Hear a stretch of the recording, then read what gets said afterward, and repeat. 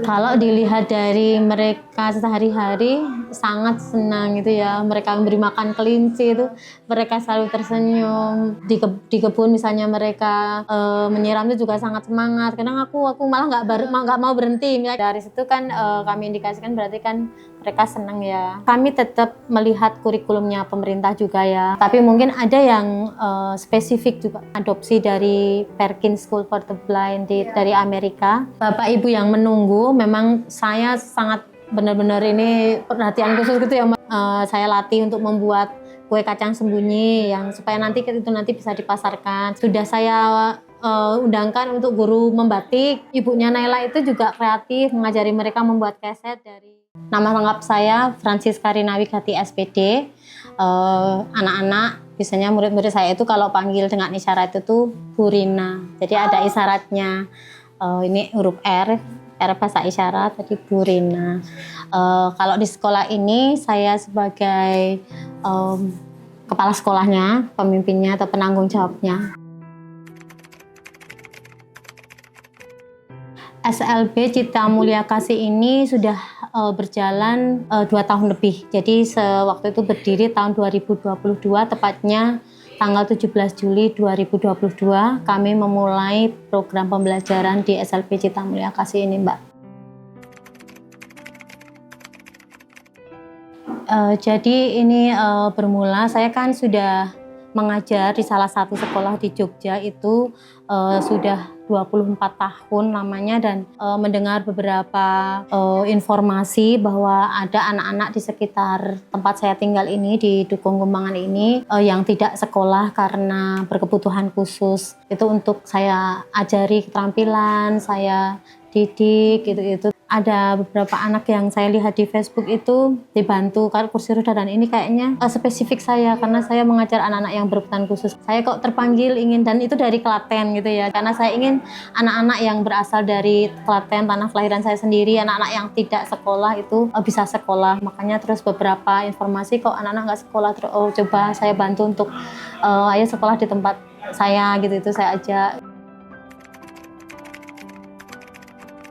Untuk yang informasi tadi, kemudian kami datangi ke rumah, kami kunjungi, kami tanya kenapa kok nggak sekolah gitu, terus mau nggak sekolah. Mereka senang banget menyambut dengan baik. Nggak sekolah biasanya karena kami bingung, Bu, sekolah di mana. Mungkin karena orang-orang sini sudah tahu kalau saya guru SLB ya. Misalnya ada anak berkebutuhan khusus itu, Bu Rina di sana juga ada loh anak berkebutuhan khusus. Ada yang menginformasikan tetangga saya, Bu Rina, terus misalnya Mas Wahyu misalnya itu dari sini itu saudaranya orang kampung sini lalu datang ke saya, Bu Rina, ada saudara saya yang juga membutuhkan, Bu Rina mau nggak menerima? Oh ya nggak apa-apa, biar datang sini.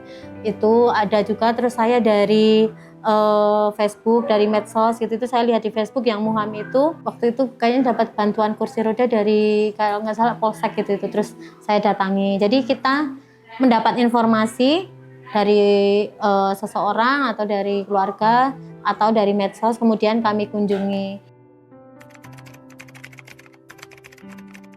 Kalau anak-anak kan memang sekolahnya gratis ya. Saya hanya berpikir orang tua atau keluarganya itu punya anak-anak seperti itu kan sudah berat ya. Jadi kita bayangkan jadi orang tua yang harus ada keluarga yang mungkin nggak menerima, tetangga-tetangga yang membuli itu ada.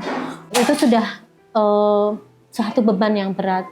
Kalau anak-anak ini sekolah kemudian harus bayar, itu menambah beban lagi. Tetapi ketika kita bisa meringankan beban mereka itu, saya merasa sangat bahagia gitu. Jadi mereka gratis, kemudian kita swadaya, yayasan ya, dari kami kan ini kan yayasan milik keluarga besar, 2 keluarga besar gitu. Itu jadi yayasan yang mengelola, kemudian memberikan sedikit-sedikit dana, juga ada bantuan dari beberapa dari masyarakat. Kami tetap melihat kurikulumnya pemerintah juga ya, tapi mungkin ada yang spesifik juga. Kalau memang mereka mampu baca tulis, tetap kami ajari juga baca tulis seperti sekolah lain. Tetapi ada strategi yang sangat spesifik yang kami adopsi dari Perkins School for the Blind dari Amerika. Itu pembelajarannya lebih fungsional dan meaningful artinya itu sangat berguna untuk kehidupan mereka sehari-hari, nanti berfungsi untuk kehidupan mereka kelak. Misalnya memetik sayur yang untuk dimasak, menyiram tanaman, merawat hewan, mungkin belajar mencuci piring, cuci gelas, bahkan mungkin hanya membawa gelas piringnya ke tempat cuci itu sebagai awal, itu pembelajaran yang fungsional.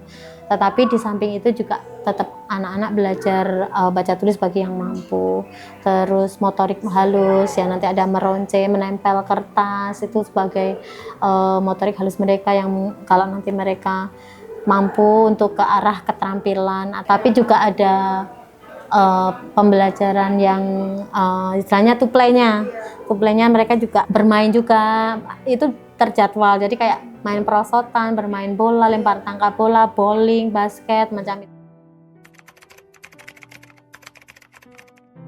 Kalau dilihat dari mereka sehari-hari sangat senang gitu ya, mereka memberi makan kelinci itu mereka selalu tersenyum. Di kebun misalnya mereka menyiram itu juga sangat semangat. Kadang aku malah nggak mau berhenti ya. Dari situ kan kami indikasikan berarti kan mereka senang ya. Misalnya saya ngalami hari ini misalnya ya, dengan 3 anak, idealnya untuk anak-anak yang relatif berat seperti ini itu 1 guru 2 anak, atau bahkan 1 guru 1 anak gitu ya. Ketika kita memegang 3 anak dalam kondisi cukup berat, kita tinggal ini butuh perhatian, nanti nangis. Sedangkan tangan kita cuma 2, dan mereka tidak bisa dibuat, kalau misalnya mereka kondisinya mendengar, melihat, normal kita tinggal bicara semua mendengarkan. Saya membuat isyarat, mungkin mereka melihat ini kan saya dengan ini, atau saya bicara gini nggak ada yang memperhatikan. Kita sih siasati ya, dengan ketika saya dengan ini saya beri mainan, tetapi mereka tetap saja mainan ini kan kayak nggak mau ngajak bicara. Bapak Ibu yang menunggu, memang saya sangat benar-benar ini perhatian khusus gitu ya. Saya latih untuk membuat kue kacang sembunyi yang supaya nanti bisa dipasarkan. Sudah saya undangkan untuk guru membatik. Ibunya Naila itu juga kreatif, mengajari mereka membuat keset dari baju-baju bekas sama itu loh, kain-kain perca itu ya. Menanam, memasak, dan mereka juga memasak untuk makan siang. Jadi makan untuk mereka sendiri, makan untuk guru, untuk anak-anak itu yang masak orang tua murid gitu. Mereka melakukan itu dengan sukarela. Saya nggak harus ini begini-begini, mereka sudah sendiri gitu. Itu salah satu, meskipun gratis ya maksudnya, tapi jadi itu kan mereka merasa tidak terpaksa. Ada yang dari rumah itu panen singkong dibawa ke sini, panen mangga dibawa ke sini, dimakan bersama-sama. Ada yang panen pisang dibawa ke sini. Jadi itu sudah menurut saya malah lebih dari kalau anak-anak membayar. Saya sering kadang-kadang ada kesela-sela waktu, saya selalu sering ngomong sama orang tua, misalnya Talita ya Bu, Talita belajar choice making loh, misalnya mau roti yang ini atau roti ini. Di rumah juga sering membuat pilihan, itu bagus supaya Talita ini berkembang otaknya gitu ya. Di rumah saya nanti kalau misalnya mau ke sekolah pakai baju bebas yang nggak seragam, silahkan beri Talita 2 pilihan, mau baju yang ini atau yang ini. Saya kan juga kadang-kadang latihan fisioterapi, orang tua saya ajak, Bu di rumah ini dilakukan pagi dan siang. Terus kami biasanya guru juga minta video, ayo minta videonya di rumah dilakukan nggak gitu itu. Jadi ketika anak misalnya Abbas disuruh di rumah itu harus latihan bersih-bersih, nyapu, bantu ibu nyapu, itu direkam, itu dikirimkan. Jadi itu strategi kami supaya di rumah juga dilaksanakan. Pendidikan di rumah tentunya ini yang sangat mempengaruhi kemajuan mereka. Nomor 1 nih yang kami mimpikan adalah kami nanti segera mendapatkan izin operasional. Kemudian kami berharap anak-anak yang sudah ada, maksudnya yang tidak sekolah di sekitar Klaten ini, di Klaten dan sekitarnya ini bisa yang itu bisa ke sekolah. Mungkin ke orang tua ya, gini, Tuhan menitipkan anak-anak ini, tentu kalau Tuhan memberikan satu beban itu Tuhan juga akan membantu. Anak ini sama sebetulnya dengan yang lain memang. Jadi orang tua justru harus bahagia karena menjadi orang tua yang terpilih. Orang tua dianggap Tuhan istimewa dan hebat karena Tuhan sudah menentukan anak ini dititipkan ke mereka. Dia selalu terbuka untuk ingin datang ke sini sharing sama guru juga bersama orang tua yang lain.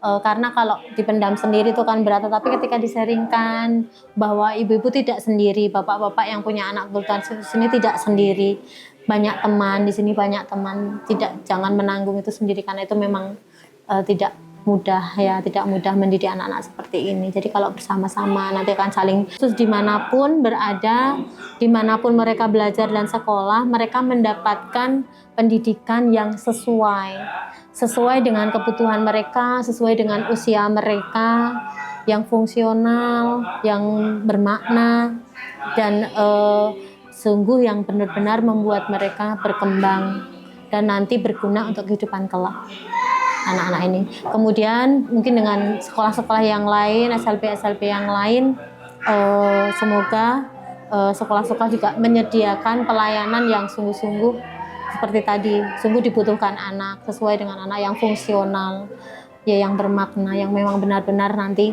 menyiapkan anak untuk masa depannya mereka.